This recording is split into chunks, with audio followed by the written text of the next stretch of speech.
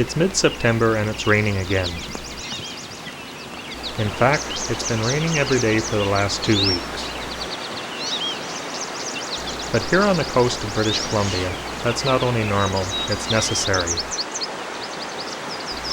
For the rain not only feeds the forest, it also feeds many small streams. Streams that provide ideal spawning grounds for several species of salmon. And as the salmon struggle upstream to return to the same spot where they hatched 4 years ago, their battered and spent bodies provide a source of food for many forest dwellers. And at the top of the food chain is Ursus americanus, the black bear.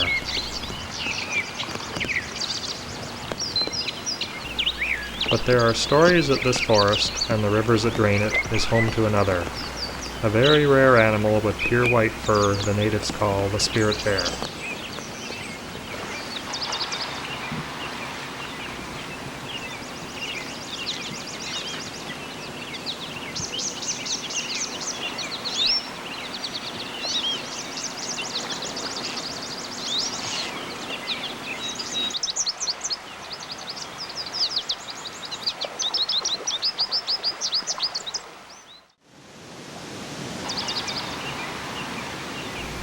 "600 kilometers north of Vancouver on the coast of British Columbia lies Princess Royal Island.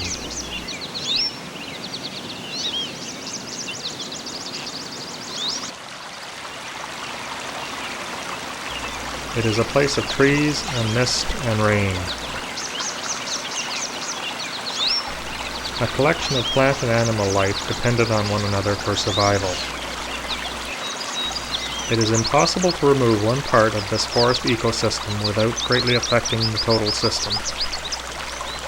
For as the rain feeds the forest root system prevents excessive rain from washing soil into the river, which would destroy salmon spawning grounds.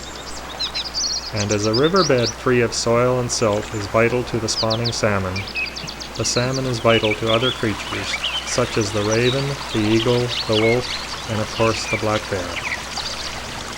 Princess Royal Island's 147,000 hectares is home to approximately 130 black bears. But some of these bears carry a unique little twist in their genetic makeup, a recessive gene that if both parents carry, can produce some unusual color variations in the cubs. Anything from common black to cinnamon to orange to pure white is possible, with white being the rarest color phase. It is possible that this female may carry the white bear gene. If so, she might have passed it on to her cub here, and one day she may produce white cubs of her own. There is no accurate population count of white bears on the island, but estimates are from 5 to 15.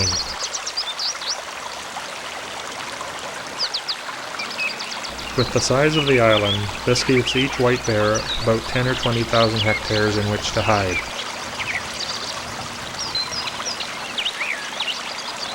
To find one can be like looking for a furry white needle in a haystack.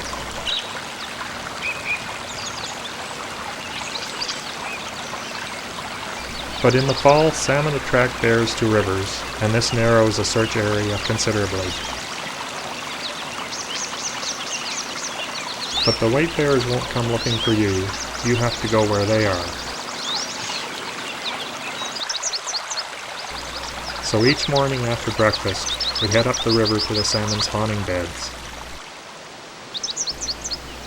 Part of the hour-and-a-half walk is through the rainforest, following bear trails worn deep in the forest floor. Often we would find fresh bear tracks mixed with our own boot prints of the previous day.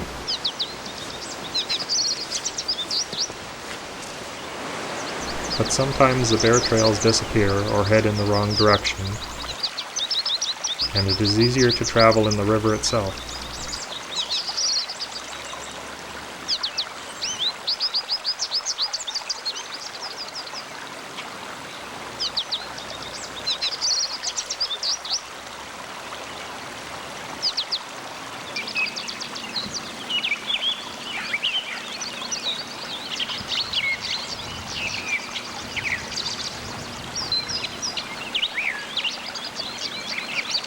The river level can change dramatically with the weather.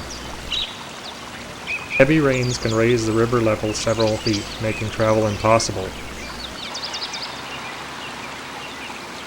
But one day without rain, and the river will drop so low that salmon become stranded in small pools. These pools of trapped salmon splashing and thrashing in the shallow water would eventually attract bears. So we would set up nearby and hope to be in the right place at the right time. Once in position, it would be a case of sit back, relax, enjoy the scenery, and watch for bears.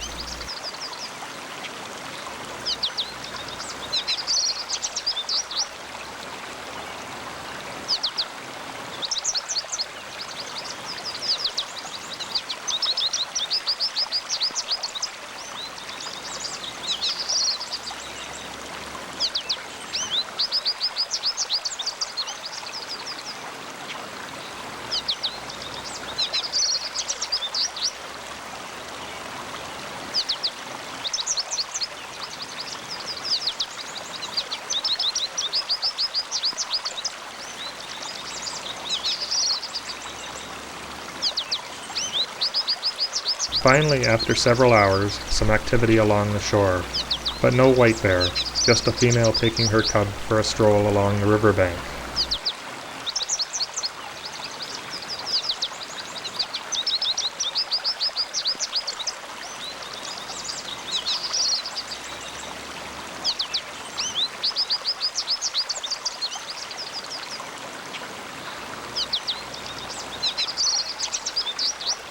During their first year, cubs stay very close to the protection their mother provides.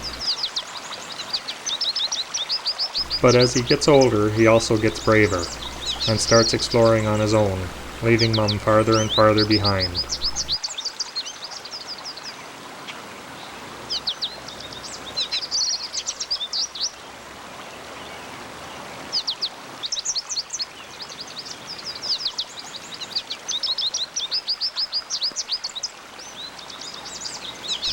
But no matter how brave he gets, one warning call from Mum still sends him up the nearest tree. In fact, this tree climbing defense has become so instinctive that adult bears still use it if they feel threatened.